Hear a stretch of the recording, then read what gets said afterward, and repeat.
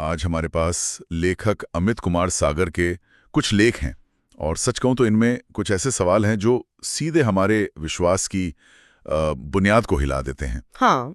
आज हम उनके लेख डर और विश्वास का विरोधाभास से निकले कुछ विचारों पर एक गहरी नजर डालेंगे। और ये सवाल कोई किताबी या फिलोसॉफिकल सवाल नहीं है। बिल्कुल नहीं। ये वो बातें हैं जो हम रोजमर्रा की जिंदगी में इस्तेमाल करते हैं, अपनी प्रार्थनाओं में, अपनी बातचीत में, पर शायद ही कभी रुककर सोचते हैं कि इनके असली मतलब क्या है। सही बात है।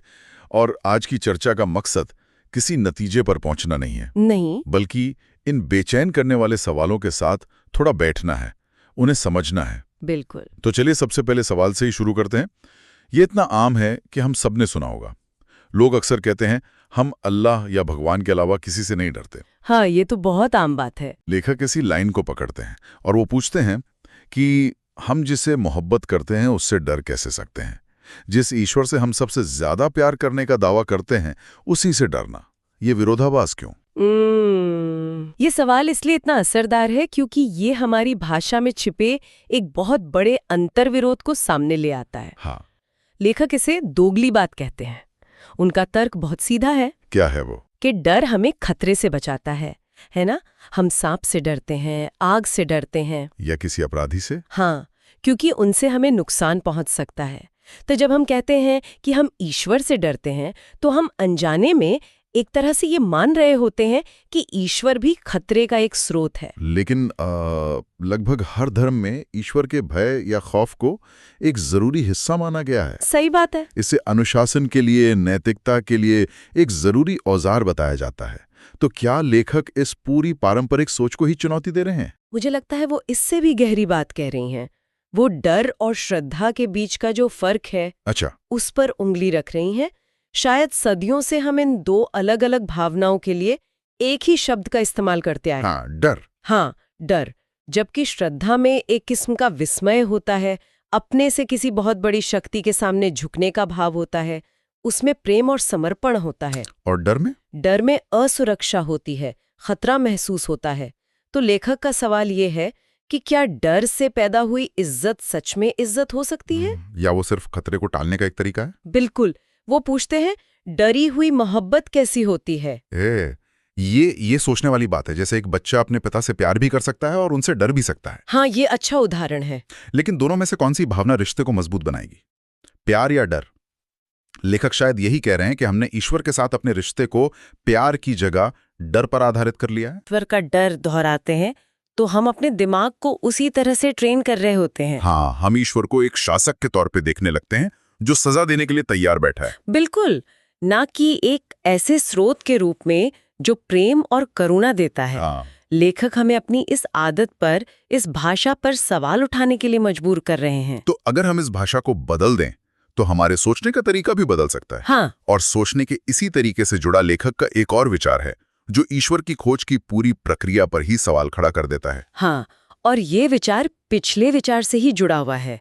अगर ईश्वर से हमारा रिश्ता डर पर आधारित है तो हम हमेशा असुरक्षित महसूस करेंगे। मतलब हमें हमेशा लगेगा कि वो हमसे दूर है। हाँ, और हमें उसे खोजना होगा ताकि हम सुरक्षित हो सकें। यहीं पर लेखक एक बहुत ही सरल लेकिन असरदार उदाहरण देते हैं। वो माँ बाप वाला। हाँ। वो पूछते हैं अब अपने ही माँ बाप को दिन रात खोजते रहना कैसा लगेगा? ये सुनते ही लगता है कि कितनी अजीब बात है। बिल्कुल बेवकूफ़ी लगेगी। अगर हमारे माता पिता हमारे साथ हैं, हमारे ही घर में रह रहे हैं, तो उन्हें बाहर गलियों में खोजना मतलब क्या है इसका? लेखक शायद यही कह रहे हैं कि अगर हम मानते हैं कि ईश्वर हर जगह है, हमारे अंदर है, तो फिर ये बाहर की खोज किस लिए? और यहाँ एक सवाल उठता है, क्या ये उन लोगों की आध्यात्मिक यात्रा का अपमान नहीं है जो सच में ईश्वर की तलाश में सब कुछ छोड़ देते हैं? हाँ, ये एक जरूरी सवाल है। संतों और फकीरों की तो पूरी परंपरा ही इसी खोज पर आधारित है। तो क्या उस खोज का कोई मूल्य नहीं है? लेखक की बात सुनने में तो तार्किक लगती है, पर वो एक बहुत बड़ी आध्यात्मिक परंपरा पर भी चोट करती है। देखिए, मुझे नहीं लगता कि लेखक उस यात्रा को या उस त्याग को कम आंक रहे हैं। वो शायद उस खोज की दिशा पर सवाल उठा रही हैं। दिशा से क्या मतलब है? उनका मानना है कि असली खोज बाहर नहीं, भीतर होनी है।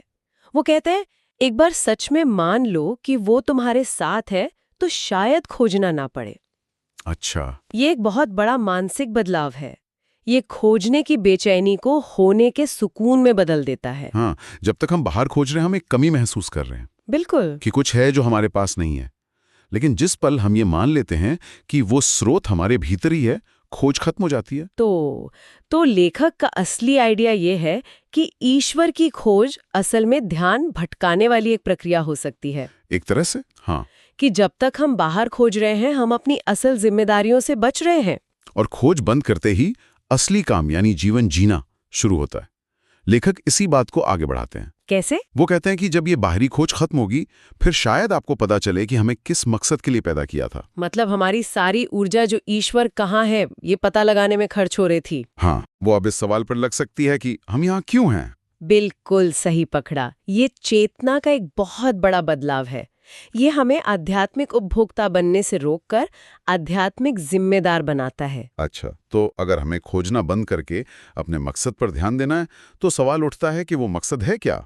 और यहीं पर लेखक का वो प्लेटफॉर्म वाला उदाहरण आता है। हाँ, जो बताता है कि हम अपना ज्यादातर समय कैसे जी रहे हैं, या कहें कि कैसे बर्बाद कर रहे हैं। हाँ, और ये उनके विचारों का सबसे जरूरी हिस्सा है। यहाँ वो अध्यात्म को आसमान से उतारकर जमीन पर ले आती हैं। उन्होंने कमाल की मिसाल दी है। वो कहते हैं कि मौत के बाद ईश्वर से मिलना तो तय है। हाँ, वो तो कंफर्म है। तो ये वैसा ही है जैसे टिकट कंफर्म है 60 साल बाद, कि पर 60 साल तक हम इंतजार प्लेटफॉर्म पे बैठकर ही करना है। ये तस्वीर दिमाग में छप जाती है। सोचिए, हमारी ट्रेन 60 साल बाद की है, टिकट भी कंफर्म है, लेकिन हम आज ही स्टेशन पहुंचकर पूरी जिंदगी प्लेटफॉर्म पर बैठकर बिता दें, सिर्फ ट्रेन का इंतजार करते हुए। पर ये सुनने में जितना भी तर्कसंगत लगे, कई धार्मिक और आध्यात्मिक परंपराओं में तो यही सिखाया जाता है। हाँ, कि ये जीवन उस प्लेटफॉर्म पर इंतजार जैसा ही है जहां लोग अगले जीवन के लिए पुण्य या अच्छे कर्म कमा रहे हैं। उनका पूरा ध्यान उस आने वाली यात्रा पर है। क्या लेखक इस विचारधारा को पूरी तरह से खारिज कर रहे हैं? ये जानना जरूरी है, क्योंकि अगर वो ऐसा कर रहे हैं तो ये बहुत से लोगों की आस्था के खिलाफ जाएगा। मुझे लगता है वो यहाँ तैयारी के खिलाफ नहीं है, बल्कि निष्क्रिय इंतजार के खिलाफ है। अच्छा।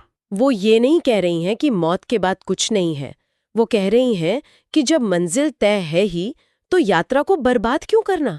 उस इंतजार के समय का इस्तेमाल क्यों ना किया जाए। हाँ, उनका सुझाव बहुत सीधा है। अरे भाई, 2 घंटे पहले आ जाना जब बुलावा आए। अब मरकर उससे मिलना कंफर्म है तो जीकर क्या करना ये सोचो ना यारो। जीकर क्या करना है ये सोचो। ये लाइन ये बहुत शक्तिशाली है ना? वो हमारा ध्यान भविष्य की चिंता से हटाकर वर्तमान की जिम्मेदारी पर ला रही हैं। बिल्कुल। ये प्लेटफॉर्म पर इंतजार वाली बात मुझे याद दिलाती है कि कैसे हम अक्सर अपनी जिंदगी में बड़ी घटनाओं का इंतजार करते हैं, जैसे प्रमोशन, शादी, हाँ, या रिटायरमेंट। और इस इंतजार में रोजमर्रा की छोटी छोटी खुशियों और जिम्मेदारियों को नजरअंदाज कर देते हैं। लेखक इसी पैटर्न को आध्यात्मिक स्तर पर पकड़ रही हैं। वो कह रही हैं कि ईश्वर ने हमें जो सबसे बड़ा तोहफा दिया है, ये जिंदगी और सोचने की ताकत, उसे हम सिर्फ इंतजार करने में गवा रहे हैं। हाँ, वो एक तरह से हमें झकझोर कर कह रही हैं कि इस यात्रा का भी एक मकसद है, सिर्फ मंजिल का नहीं। तो अगर हमें ये जीवन पूरी तरह से जीना है, अपनी सोचने की ताकत का इस्तेमाल करना है, तो इसका मतलब है कि हमें एक दूसरे के साथ भी सही ढंग से जीना होगा। बिल्कुल। और मुझे लगता है कि यहीं पर लेखक की सबसे बड़ी पीड़ा और उनकी सोच का सबसे चौंकाने वाला हिस्सा सामने आता है। हाँ, अब हम उनके विचारों के केंद्र में पहुंच रहे हैं। अब तक की सारी बातें एक व्यक्ति और ईश्वर के रिश्ते के बारे में थी। हाँ। लेकिन अब लेखक इस रिश्ते को समाज और इंसानियत के संदर्भ में देखते हैं और यहीं पर उनकी गहरी निराशा झलकती है। ये एक छोटे से संवाद के रूप में किसी ने लेखक से पूछा, तुम ऊपर वाले में भरोसा नहीं करते? और उनका जवाब था, उसमें शक की न कोई गुंजाइश है, न मेरी औकात, पर उसने जिन्हें बनाया है काश वो भरोसे के काबिल होते। उफ, ये जवाब सुनकर तो एक पल के लिए सन्नाटा छा जाता है। ये नास्तिकता नहीं है। नहीं, बिल्कुल नहीं। ये तो उससे कहीं ज्यादा गहरा दुख है। अपनी बिल्कुल सही शब्द इस्तेमाल किया, दुख। ये एक आस्तिक का दर्द है। हाँ, एक ऐसे इंसान का दर्द जिसका ईश्वर में अटूट विश्वास है, लेकिन वो जब ईश्वर की सबसे बेहतरीन रचना यानी इंसान को देखता है तो उसका भरोसा टूट जाता है। ये आस्था और यथार्थ के बीच का सबसे बड़ा टकराव है ना? लेकिन क्या ये सोच थोड़ी निराशावादी नहीं है? क्या ये कहना कि इंसान भरोसे के काबिल नहीं है, इंसानियत को पूरी तरह से खारिज करना नहीं है? एक नजरिए से देखें तो ये निराशावादी लग सकता है। हाँ। लेकिन अगर हम इसे दूसरी तरह से देखें तो ये एक बहुत बड़ी जिम्मेदारी का एहसास भी कराता है। लेखक ईश्वर से शिकायत नहीं कर रहे हैं, वो ईश्वर के अस्तित्व पर सवाल नहीं उठा रहे हैं। वो असल में हम इंसानों को आईना दिखा रहे हैं। बिल्कुल, वो कह रहे हैं कि ईश्वर ने तो अपना काम कर दिया, हमें बना दिया, लेकिन हम उसके भरोसे पे खरे नहीं उतर रहे हैं। तो समस्या ईश्वर में नहीं, हम में है। इसका मतलब ये है कि लेखक की असली लड़ाई नास्तिकता से नहीं बल्कि पाखंड से है। एकदम सही, उन लोगों से है जो ईश्वर का नाम तो लेते हैं लेकिन उनके कर्म ईश्वर की शिक्षाओं के बिल्कुल विपरीत हैं। ये उस द्वंद को दिखाता है जिससे आज शायद बहुत से लोग गुजर रहे हैं। हाँ, वो ईश्वर को मानना चाहते हैं, लेकिन जब वो धर्म के नाम पर नफरत, हिंसा और भ्रष्टाचार देखते हैं तो उनका विश्वास डगमगा जाता है। तो लेखक की एक लाइन उस पूरी पीढ़ी की आवाज बन जाती है जो कह रही है, मुझे बनाने वाले पर पूरा यकीन है। पर बनाने वाले के बनाए हुओं पर यकीन कैसे करूं? यह विश्वास की सबसे कठिन परीक्षा है। बिल्कुल। तो अमित कुमार सागर के विचारों की इस पड़ताल में हमने कुछ बहुत ही बुनियादी लेकिन गहरे विरोधाभासों को समझा। ईश्वर के प्रति प्रेम और डर का रिश्ता, उसे बाहर खोजने की बजाय अपने भीतर पाने की जरूरत, और मौत का इंतजार करने की जगह जिंदगी को उसके असली मकसद के साथ जीने का महत्व। और आखिर में ये विचार कि ईश्वर में अटूट विश्वास के साथ साथ इंसानियत पर भरोसे की कमी होना भी संभव है। ये सारे विचार हमें अपनी आस्था को, अपनी भाषा को और अपने जीवन को देखने के तरीके पर फिर से सोचने के लिए मजबूर करते हैं। ये वाकई एक गहरी और कुछ हद तक बेचैन कर देने वाली चर्चा रही। हमें अपनी आस्था में इस्तेमाल होने वाली भाषा पर सवाल उठाने के लिए उकसाते हैं।